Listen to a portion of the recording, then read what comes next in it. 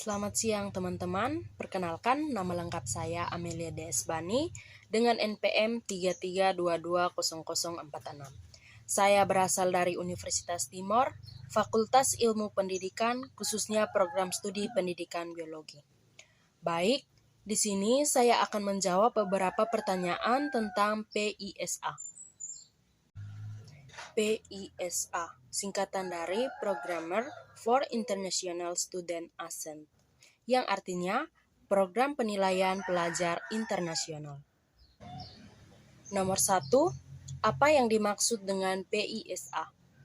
Jawab, suatu studi yang bertujuan untuk melihat kompetensi belajar sekaligus mengevaluasi sistem pendidikan yang diikuti oleh lebih dari 70 negara di seluruh Indonesia. Nomor 2, mengapa diadakan tes PISA? Jawab, karena tes PISA ini bersifat diagnostik yang digunakan untuk memberikan informasi yang berguna untuk perbaikan sistem pendidikan. PISA ini juga menilai kemampuan dan pengetahuan siswa. Tetapi, kemampuan siswa tersebut mampu memperluas analisis berdasarkan pengetahuan yang dimiliki oleh siswa tersebut dan dapat menerapkan pengetahuannya dalam situasi yang ada. Nomor 3, apa saja jenis soal yang dites oleh PISA? Ada 3 bidang yang dites PISA, yaitu bidang matematika, bidang literasi atau membaca, dan bidang sains. Ya baik, teman-teman bisa lihat pada slide yang saya paparkan ini. Ini merupakan soal-soal yang diberikan pada tes PISA, baik dalam bidang matematika, bidang literasi, dan bidang sains. Nomor yang keempat, bagaimana skor PISA siswa di Indonesia 20 tahun terakhir? Jawab, skor PISA di Indonesia diprediksi belum akan membaik. Bahkan masih jauh dari rata-rata dari skor yang ada selama 20 tahun terakhir. Data skor PISA 20 tahun belakang ini tidak berhasil meningkatkan skor rata-rata. Skor PISA yang belum membaik ini juga dipengaruhi oleh kondisi ekonomi di tanah air, di mana kondisi ekonomi membuat ketimpangan jalannya pendidikan di tanah air. Nomor 5, apa saja langkah pemerintah Indonesia untuk meningkatkan skor PISA siswa Indonesia? Ada 5 strategi atau langkah yang disiapkan oleh Nadiem untuk menggerak nilai PISA dan kualitas sumber daya manusia hasil pendidikan Indonesia adalah sebagai berikut. Yang pertama itu transformasi kepemimpinan sekolah. Nadiem menjelaskan strategi pertama ini akan diterapkan dengan memilih generasi baru kepala sekolah dari guru-guru terbaik. Selain itu, Kemendikbud akan mengembangkan marketplace bantuan operasional sekolah atau BOS online. Marketplace BOS online ini bertujuan memberikan kepala sekolah fleksibilitas, transparansi, dan waktu meningkatkan kualitas pembelajaran. Yang kedua itu transformasi pendidikan dan pelatihan guru. Untuk mengimplementasikan strategi ini, menurut Nadiem, Kemendikbud akan melaksanakan transformasi pendidikan profesi guru atau PPG untuk menghasilkan generasi pengajar baru. Selain itu, Kemendikbud juga akan mendorong munculnya 10.000 sekolah penggerak yang akan menjadi pusat pelatihan guru.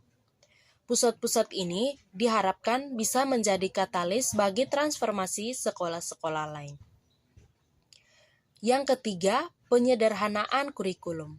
Nadiem menjelaskan strategi ketiga adalah mengajar sesuai tingkat kemampuan siswa.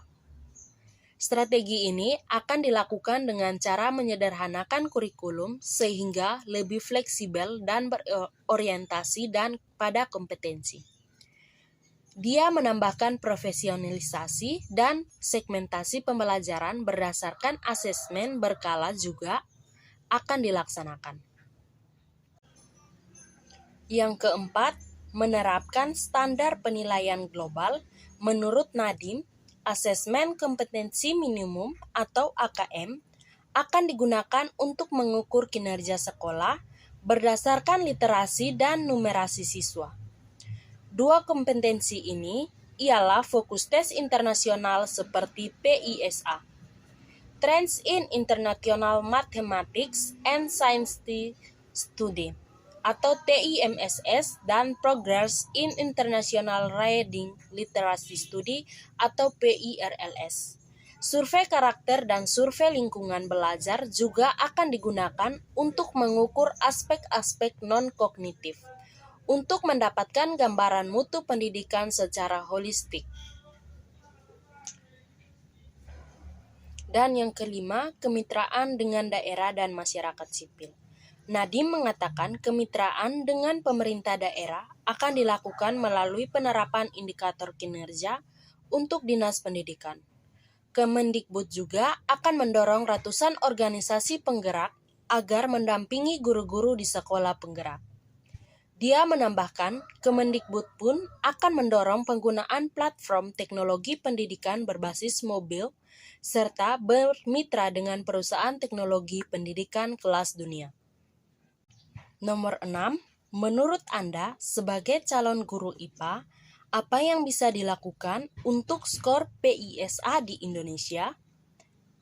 Upaya yang terbaru pemerintah Indonesia dalam menjawab solusi mutu pendidikan adalah mencanangkan program Merdeka Belajar yang digulirkan Menteri Pendidikan dan Kebudayaan.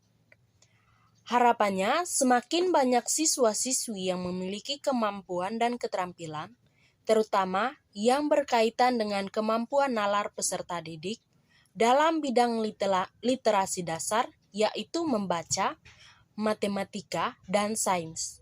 3 materi yang dianggap cukup mewakili kebutuhan pasar tenaga kerja global. Inilah hasil pemaparan materi dari saya. Semoga dapat bermanfaat bagi teman-teman semua. Sekian dan terima kasih.